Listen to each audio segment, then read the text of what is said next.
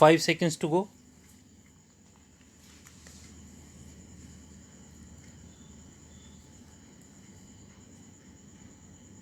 Start.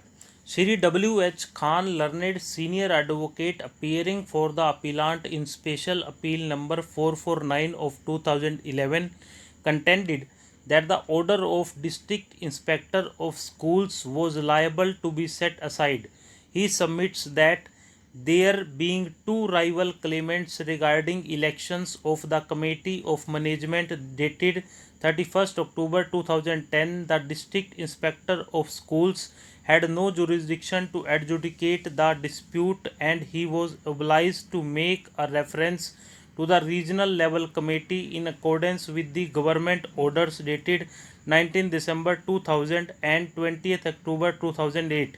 He further submits that the order of Honorable Single Judge dated 1st December 2010, by which this court directed the District Inspector of Schools to re-examine the matter, cannot confer jurisdiction on the District Inspector of Schools, which was not otherwise available to him, and the District Inspector of Schools ought to have considered the question as to whether he was competent to decide the dispute or reference to regional level committee was necessary.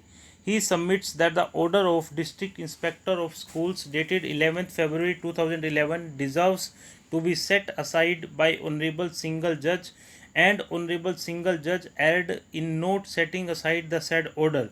Shri Shashi Nandan, assisted by Shri Arun Kumar Singh, appearing for the respondent, submitted that the District Inspector of Schools had full jurisdiction to decide the dispute. He submits that according to the government order dated 20th October 2008, the District Inspector of Schools has been conferred with the jurisdiction to determine the claim of elections of Committee of Management, and the order dated 11th February 2011 was well within his jurisdiction. He further submits that the writ petitioner did not raise any objection to the jurisdiction of the District Inspector of Schools when the matter was being heard.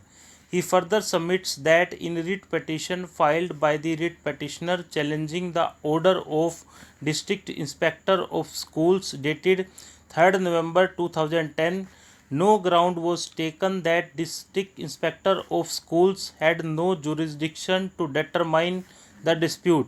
He submits that in view of the directions of this court dated 1st December 2010, the District Inspector of Schools has to determine the dispute, and writ petitioner is not stopped from challenging the jurisdiction of District Inspector of Schools. The submissions of learned counsel for the parties center around to the issue as to whether in the facts of the present case the dispute of rival claims of management could have been decided by the District Inspector of Schools, or is it was necessary for the District Inspector of Schools to refer the dispute before the regional level committee. Before we proceed to examine the above issue, it is relevant to note the relevant provisions of the UP Intermediate Education Act 1921 as amended from time to time, as well as the government orders issued by the state government.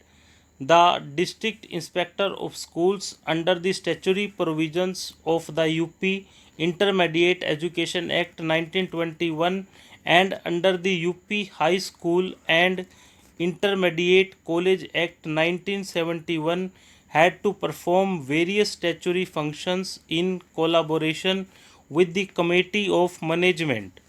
Stop.